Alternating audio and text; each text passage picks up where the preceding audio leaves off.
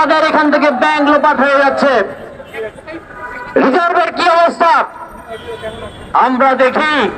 যখন ব্যাংক নিয়ে অস্থিরতা শুরু হয়েছে, যখন ব্যাংক নিয়ে অনেক গুঞ্জন শুরু হয়েছে, তখন আওয়ামী লীগের সাধারণ সম্পাদক ওবায়দুল কাদের সাহেব বলেন, পৃথিবীর কোন দেশে নাকি ব্যাংকে সাংবাদিকেরা যায় না।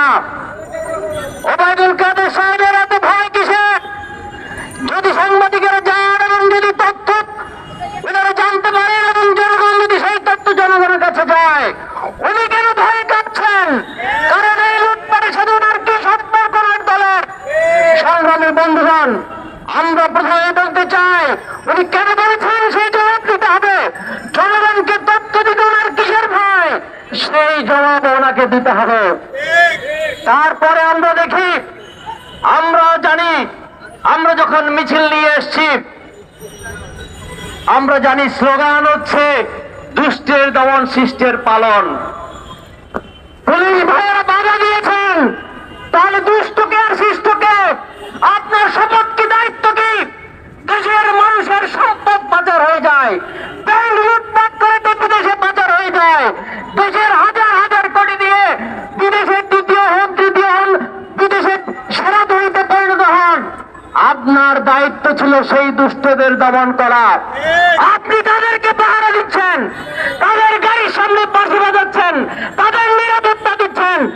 আর জনগণ যে সম্পদের মালিক, যে ব্যাংকের মালিক, যে দেশের মালিক, যে রাষ্ট্রের মালিক, যারা আপনার বেতন দেয়, যারা দেশকে প্রতিষ্ঠা করেছে, যারা সমস্ত রাষ্ট্রের মালিক, তাদেরকে দমন করার মধ্য দিয়ে আপনি আপনার সাংবিধানিক সমস্ত বক্তব্যকে প্রত্যাখ্যান করেছেন। আপনি সমস্ত বক্তব্যকে তাই দাঁড়িয়েছেন, আপনারা সংবিধান উল্লঙ্ঘন করেছেন। সংগ্রামী বন্ধুগণ, আজকে বাংলাদেশের সমস্ত প্রতিষ্ঠানকে ধ্বংস করে দেওয়া হয়েছে, বাংলাদেশকে একটা লুটপাটের স্বর্গরাজ্যে পরিণত করা হয়েছে। এই কথা বলেই শেষ করব, সময় আমাদের কম। আমরা আগে দেখতাম গ্রামে গঞ্জে শহরে শীত কাটা চোর ছিল, গায়ে তেলমেল মাইকা তারা শীত কাটতো, চুরি করত। আর এখন সেই চোরের প্রমোশন হয়েছে, তারা সমস্ত দেশ, সমস্ত বাড়ি দখল করছে। আর এই বাড়ির মালিককে বলছে, তুমি কোন বাড়ির মালিক নও, তোমার ভোট নাই, তোমার বাড়ি নাই, তোমার সম্পদ নাই, তোমার কোনো অধিকার নাই, কোথাও অধিকার নাই। আর সেই চোরের সর্দার হচ্ছে শেখ হাসিনার নেতৃত্বাধীন আওয়ামী লীগ লুটপাট লিমিটেড কোম্পানি বাংলাদেশ। বাংলাদেশকে আওয়ামী লীগ, শেখ হাসিনা এবং তার সমস্ত পান্ডারা লুটপাট লিমিটেড কোম্পানিতে পরিণত করেছে।